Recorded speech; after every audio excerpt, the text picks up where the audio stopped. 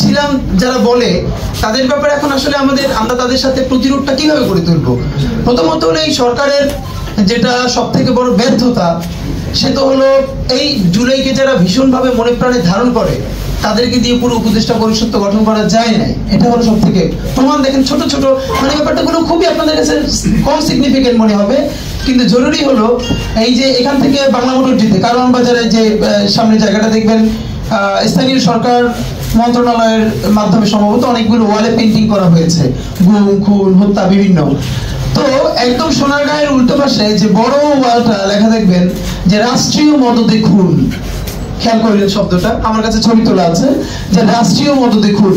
এই যে সেই ইন্ডিয়ান বামদের বয়ান, আই রিপিট, শুধু বাম পড়বেন না, পড়বেন ভারতীয় বাম, ইন্ডিয়ান বাম, যে রাষ্ট্রীয় মদদে খুন।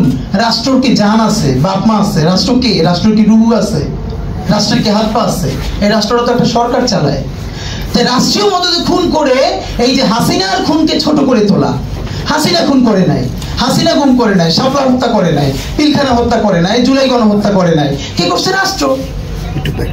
সেই লোকেরাই আবার এই গত 1 বছরে যেখানে যেখানে সমস্যা হচ্ছে তখন আর রাষ্ট্রকে গালিগালাজ দেয় না, তখন বলে তখন বলে ইন্টারিম। মানে কি পরিমাণ ভীষণ দ্বিচারিতা আপনি খেয়াল করেন।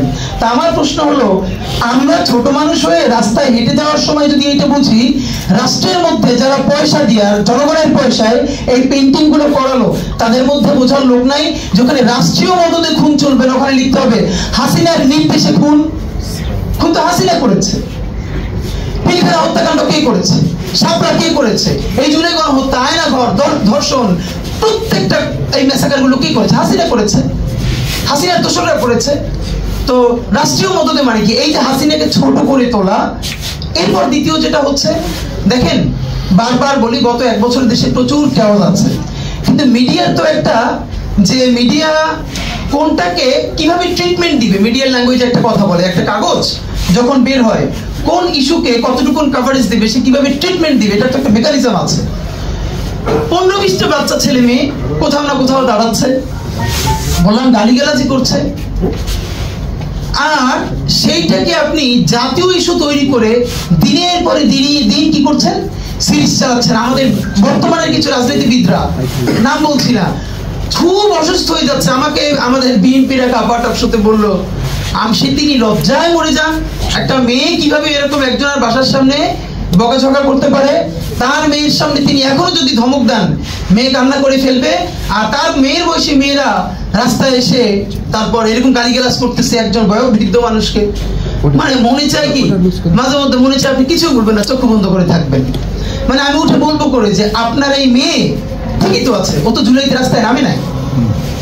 যে মেয়ে গালিগালাজ করে, ও তো জুলাইতে নামে ওর ঘর সংসার হারানোর পালা হয়েছে। একটা মেয়ে বলতেছে যে আমি তো ইন্টার ফেল, ডাইনে টুইনে পাস করছি, আমি কি ওটা মোটা দিয়ে কি করব? কি ভীষণ সত্য উচ্চারণ বলতেছে, এই কোটা দিয়ে আমি কি করব? আমি তো ডাইনে টুইনে ইন্টার পাস করছি, আমি ফেল করছি, আমার কয়দিন পর বিয়ে হয়ে যাবে।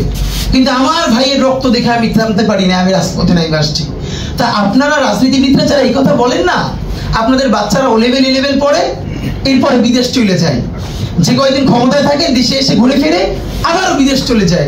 তা আপনার বাচ্চা তো বাংলাদেশে থাকেও না, বাংলাদেশে পড়ে, এবং দেখেন ছাত্র রাজনীতির পক্ষে তারা মরে যায়। একটা বাংলাদেশের পারলে আপনারা বলেন প্রধান সারির কোন রাজনৈতিক দলের কোন নেতা সন্তানেরা তার দলের ছাত্র রাজনীতি করে?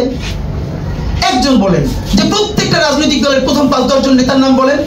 আমরা বলেছি ছাত্র রাজনীতি থাকতে হবে, এলেজুরবাদী ছাত্র রাজনীতি না, ক্যাম্পাসে ছাত্র সংসদ হবে, কিন্তু খুব যুক্তি দেওয়ার চেষ্টা করেন। তখন যখন বললাম যে আপনার সন্তান কি ছাত্র রাজনীতি করে, যদি বিএনপি হন আপনার ছেলে কি ছাত্র দল করে, যদি জামাত হন আপনার ছেলে কি ছাত্র শিবির করে, কোনো মতে ইন্টার পাস পর্যন্ত করে, তারপর তো বিদেশ পাঠাই দেন।